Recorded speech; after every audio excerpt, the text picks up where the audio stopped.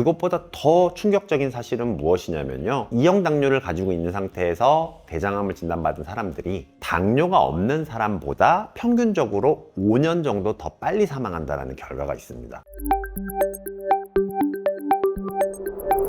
바나나똥 혹은 황금똥, 어떤 변을 보면 대장의 건강이 안 좋을까요?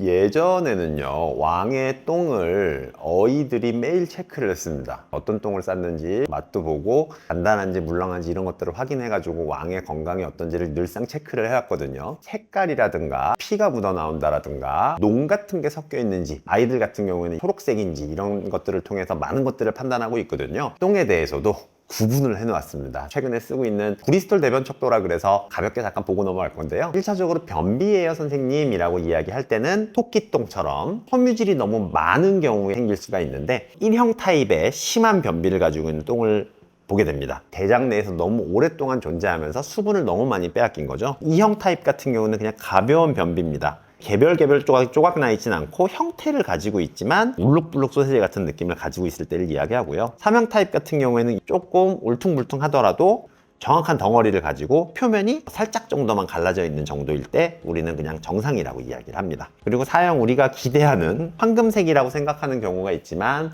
약간 어둡거나 약간 밝은 것들은 개개인의 식습관에 대한 차이가 있는 거기 때문에 크게 스트레스 받지 않고 보셔도 괜찮습니다. 하지만 이 타입이더라도 명확하게 색깔이 완전 녹색이에요, 붉은빛을 띠고 있어요 라든가 새까맣니다라고 하면 조심할 필요는 있습니다. 대표적으로 완전 검정색의 대변을 보는 경우에는 하부 쪽보다는 조금 더 약간 깊은 쪽에서 출혈이 있었어 가지고 피에 섞여 있다가 산화가 되면서 검게 변한 경우들이 있기 때문에 완전히 검은색 똥을 본다 그러면 조금 조심할 필요가 한 가지가 있고요. O형은 이제 섬유질을 너무 많이 먹지 않거나 육식만 하거나 하는 경우에는 물기 시작하면서 가장자리가 이제 분리가 되는 이런 형태의 변을 볼 수도 있습니다. 6형 같은 경우에는 완전히 뭉개져서 약간 죽처럼 변이 나왔어요. 죽보다는 조금 단단하던데요 라는 표현을 할 때가 이 6번째 형인데, 이때부터는 이미 설사라고 보셔야 됩니다. 소장이나 대장에서 배변이나 음식물이었던 것들의 수분을 흡수해가지고 점점 단단한 형태의 응가로 만들게 되는 거거든요. 근데 그 흡수가 똑바로 되지 않는 경우에 이제 6형이나 7형의 설사가 되는데, 이때부터는 변에 문제가 있네, 소장이나 대장에 문제가 있네 라고 인식을 하시면 됩니다. 7형 심한 설사이고 건더기가 하나도 없이 그냥 물처럼 곤죽처럼 우리가 화장실에 가면은 폭죽 터듯이 빵 하고 나오는 그런 물 설사들을 이야기하는 건데,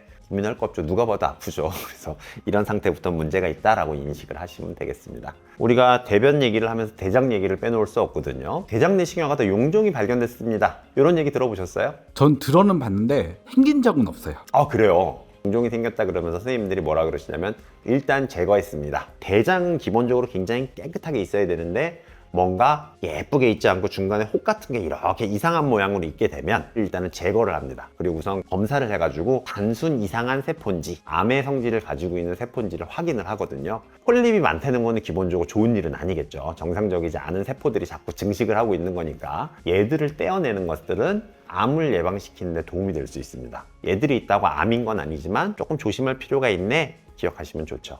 이것 때문에 암이 생겼다는 사람들도 있는 것 같던데, 용종을 떼다가 암이 생겼다? 이건 잘못된 정보인가요? 용종을 떼고 나서 제대로 처리가 안 되면 감염이 될 수는 있겠죠. 용종이 있다는 것 자체가 정상적이 아닌 상황의 환경에 놓여 있을 크기 때문에 용종이 있는 사람들이 암으로 발생했을 그 비중이 분명히 있을 거거든요, 비율이. 그래서 대장에서가 용종이 제일 많이 생깁니다. 용종은 종류에 따라서 대장암의 위험도를 나타내는 좀 차이가 있지만 대부분의 경우는 문제가 될 수가 있기 때문에 반드시 제거를 하고 있습니다. 용종을 뗀다 그래서 암이 되지는 않습니다. 오히려 제거를 하면 암을 예방하는 의미를 좀 가질 수 있죠. 여러분들이 제일 많이 걱정하는 것 중에 하나가 나는 변비가 너무 심하니까, 설사가 너무 심하니까 대장암이지 않을까라는 걱정들을 할 수 있는데, 어느 정도는 맞는 얘기고 어느 정도는 틀린 얘기거든요. 설사나 변비는 대장암이 아닌 경우에도 굉장히 많이 발생할 수 있는 거기 때문에 대장암을 걱정하실 필요는 없고요. 내가 40대가 됐는데 50대가 됐는데 최근 들어서 설사랑 변비가 이상하게 빈번하게 있어 라고 하면은 이때는 의료기관을 찾아서 적절한 검사를 통해서 확인해 보시면 괜찮겠죠. 대장암은 주로 여성보다 남성이 더 많이 발생하나요? 당뇨가 있는 분들은 대장암 걸릴 확률이 높아지나요? 남자가 좀 더 대장암이 발생할 확률이 높고요. 다만 발생을 했을 때 조금 더 위급한 케이스는 여자한테서 좀 더 많은 것으로 밝혀져 있습니다. 남자든 여자든 대장암입니다 라고 이제 판단을 내렸을 때 5년 내에 사망률의 차이가 있느냐 그러면 사망률에는 차이가 없습니다. 2형 당뇨 환자를 기준으로 확인을 해보았을 때 대장암이 발생할 확률이 한 27% 정도 더 높다라는 것들이 있기 때문에 당뇨는 위험 인자 중에 하나입니다. 그것보다 더 충격적인 사실은 무엇이냐면요, 2형 당뇨를 가지고 있는 상태에서 대장암을 진단받은 사람들이 당뇨가 없는 사람보다 평균적으로 5년 정도 더 빨리 사망한다는 결과가 있습니다. 높은 수준의 고혈당, 인슐린 혈증들은 만성염증을 유발하기 때문에 비단 대장암뿐만 아니라 다른 질환에도 좋지 않기 때문에 비만이 있으신 분들은, 그리고 당뇨가 있으신 분들은 조금 더 주의할 필요가 있습니다. 대장암을 예방하기 위해서 아스피린을 매일 먹거나 우유를 매일 한 잔씩 마시면 도움이 된다고 하는데 정말 도움이 될까요? 암이라는 것들은 어느 정도는 만성적인 염증으로 인해서 생기는 경우들이 많다라고 보셔도 좋습니다. 아스피린 같은 경우는 스테로이드가 들어있지 않은 항염증제입니다 라는 이야기를 하는 건데요, 염증이 생기기 전에 염증이 생기는 것을 막아준다는 개념에서는 도움이 될 수 있는 것이 맞고, 대장암의 여러 가지의 경로에 관여를 해서 예방하는 데 도움이 되는 것은 맞습니다. 그리고 아스피린이 중요한 일을 하나 하는데요, 그것이 장내 미생물군의 군집에 영향을 준다는 것입니다. 장내에 유익한 박테리아들은 갑자기 생기는 잘못된 것들을 좀 더 잘 막아줄 수 있는 일을 하게 되거든요. 그렇기 때문에 이런 박테리아가 충분하다는 것은 대장암의 확률을 낮춰주고 대장암이 생겼을 때 진행을 늦춰줄 수 있다는 데서 의미가 있기 때문에 미국 소화기학회에서는요, 일부 사람들에게는 매일 저용량의 아스피린을 복용하는 것이 대장암에 관련해서 이점이 있다라고 이야기를 하고 있습니다. 누구한테 복용을 얼마나 해야 이점이 있을까 궁금하시지 않겠습니까? 50세 미만, 70세 이상의 사람들한테는 연구가 부족합니다. 일단은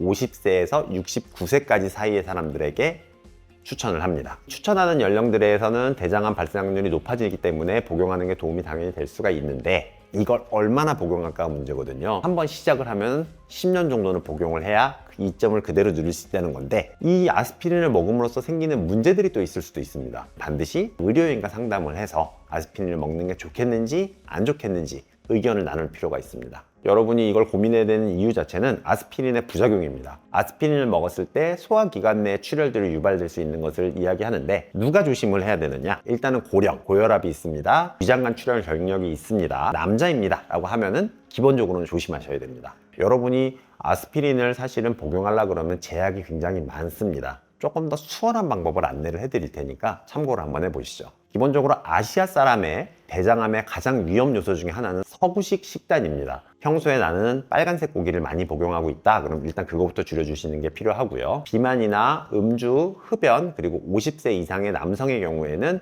좀 더 적극적으로 식사에 대한 조절을 하실 필요가 있습니다. 채소를 더 많이 먹고 유산균이라든가 효모 같은 것들이 많이 들어있는 발효 음식들을 섭취하는 것들은 분명히 도움될 수 있으니까 먼저 이것부터 시행하시는 것이 좋겠습니다. 예전에는 그런 얘기들을 했었어요. 우유를 먹으면 당을 코팅해줘서 적게 걸리는 거 아니야? 이런 얘기들을 했었는데요, 이게 꽤 많이 연구가 되어 있습니다. 치즈 같은 것들, 요거트 같은 것들이 다 도움이 되느냐라는 것들을 연구를 해봤더니요, 유제품의 섭취량의 증가는 일관되게 대장암의 확률을 낮춰주는 결과가 나왔습니다. 하루에 한 잔 정도는 그 이상의 충분히 복용하는 사람이 29% 정도 낮은 걸로 나왔기 때문에 유제품 섭취들은 대장암의 사망률과 대장암의 발생을 낮출 수 있기 때문에 적극적으로 권할 수 있겠습니다. 설사나 변비를 반복해도 대장암 전조 증상이라고 하는데, 얼만큼 오랫동안 반복을 했을 때 전조 증상이라고 볼 수 있을까요? 사실 설사와 변비의 반복은 가장 먼저 생각나는 것은 과민성 대장염입니다. 일반적으로 소화 상태의 문제 자체가 변비와 설사를 반복시킬 수 있기 때문에